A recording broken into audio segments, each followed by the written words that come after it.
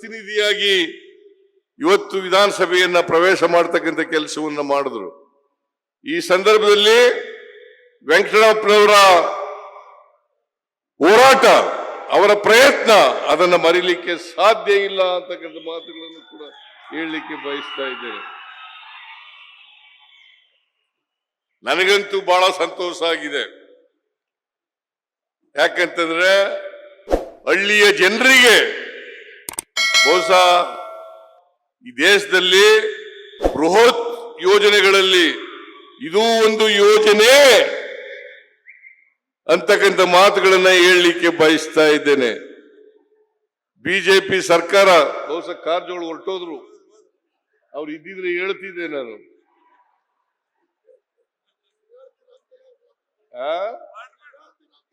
ಕಾರಜೋಳ ಅವರು ಲೋಕಸಭಾ ಸದಸ್ಯರು. ನಾನು ಕೇಳ್ತೇನೆ, ಬಿಜೆಪಿಯವರು ಯಾವತ್ತಾದ್ರೂ ಕೂಡ ಕರ್ನಾಟಕದಲ್ಲಿ ಇಂತಹ ಒಂದು ಯೋಜನೆಯನ್ನ ಮಾಡಿದ್ದಾರಾ?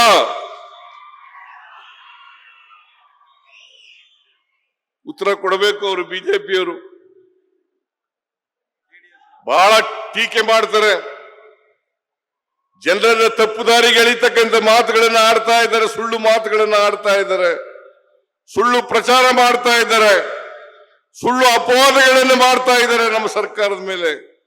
ನಾನು ಕೇಳ್ತೀನಿ, ನೀವು ಅಧಿಕಾರದಲ್ಲಿ ಇದ್ದಾಗ ಇಂಥ ಒಂದು ಯೋಜನೆಯನ್ನ ಮಾಡಿದ್ದೀರಾ? 9 ವರ್ಷ ಈ ಕರ್ನಾಟಕ ರಾಜ್ಯದಲ್ಲಿ ಅಧಿಕಾರವನ್ನು ಮಾಡಿದ್ದಾರೆ. 2008ರಿಂದ 2013ರವರೆಗೆ, 2018ರಿಂದ 19ರಿಂದ 23ರವರೆಗೆ ನೀವು ಯಾವತ್ತಾರು ಮಾಡಿದ್ರ? 9 ವರ್ಷ ಅಧಿಕಾರದಲ್ಲಿ ಇದ್ರಲ್ಲ, ಟೀಕೆ ಮಾಡ್ತಿರಲ್ಲ, ನಾಚಿಕೆ ಆಗಲ್ಲ ನಿಮ್ಗೆ? ಬಿಜೆಪಿಯವರಿಗೆ ನಾಚಿಕೆ ಆಗಲ್ಲ? ಜೆಡಿಎಸ್ನವರಿಗೆ ನಾಚಿಕೆ ಆಗಲ್ಲ? ಇವ್ರಿಗೇನಾದ್ರು ಮಾನ ಮರ್ಯಾದೆ ಏನಾದ್ರು ಇದೆಯಾ? ಸುಮ್ಮನೆ ಟೀಕೆ ಮಾಡೋದು. ಸಿದ್ದರಾಮಯ್ಯನವರು 5 ಗ್ಯಾರಂಟಿ ಯೋಜನೆಗಳನ್ನು ಕೊಟ್ಬಿಟ್ರು. 5 ಗ್ಯಾರಂಟಿ ಯೋಜನೆಗಳನ್ನ ಜಾರಿ ಮಾಡಕ್ ಸಾಧ್ಯ ಇಲ್ಲ. ಯಾರು ಹೇಳಿದ್ದು ಇದನ್ನ? ಈ ದೇಶದ ಪ್ರಧಾನಿ ನರೇಂದ್ರ ಮೋದಿ ಅವರು ಹೇಳಿದಂತ ಮಾತು. ರಾಜಸ್ಥಾನದಲ್ಲಿ ಇವನ್ನ ಜಾರಿ ಮಾಡಿಬಿಟ್ರೆ ಕರ್ನಾಟಕ ರಾಜ್ಯ ಆರ್ಥಿಕವಾಗಿ ದಿವಾಳಿ ಆಗ್ಬಿಡ್ತದೆ.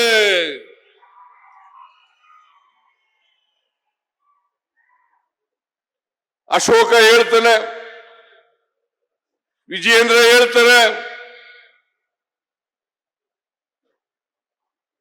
ಯಡಿಯೂರಪ್ಪ ಹೇಳ್ತಾರೆ. ನಾನು ಕೇಳ್ತೀನಿ ಅವರಿಗೆ, ನಿಮ್ಮ 4 ವರ್ಷದ ಸಾಧನೆ ಏನು? 4 ವರ್ಷ ನೀವು ಇದ್ರಲ್ಲ, ನಿಮ್ಮ ಸಾಧನೆ ಏನು? ಯಡಿಯೂರಪ್ಪನವರ ಸಾಧನೆ ಏನು? ಬಸವರಾಜ ಬೊಮ್ಮಾಯಿಯವರ ಸಾಧನೆ ಏನು? ಇವತ್ತು ಪಾವಗಡ ತಾಲೂಕಿನಲ್ಲಿ ವಿದ್ಯುತ್ ಉತ್ಪಾದನೆಯನ್ನು ಮಾಡ್ತಾ ಇದ್ದೀವಿ. ಸೋಲಾರ್ ಪವರ್ ಅನ್ನ ಇಡೀ ಏಷ್ಯಾದಲ್ಲೇ ನಂಬರ್ 1 ಅಲ್ವೇನ್ರಿ? ಸರಿಯಾಗಿ ಹೇಳಯ್ಯ.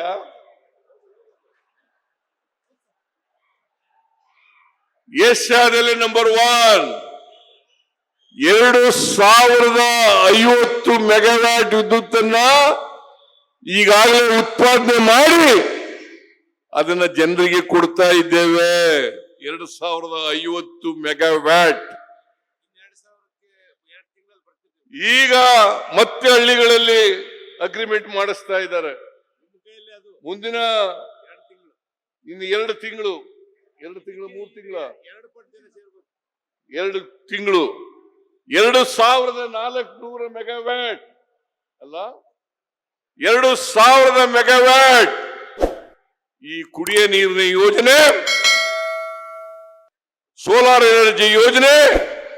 ಇದು ಆದ್ಮೇಲೆ ಪಾವಗಡ ಚಿತ್ರನೇ ಬದಲಾವಣೆ ಆಗ್ಬಿಟ್ಟದೆ.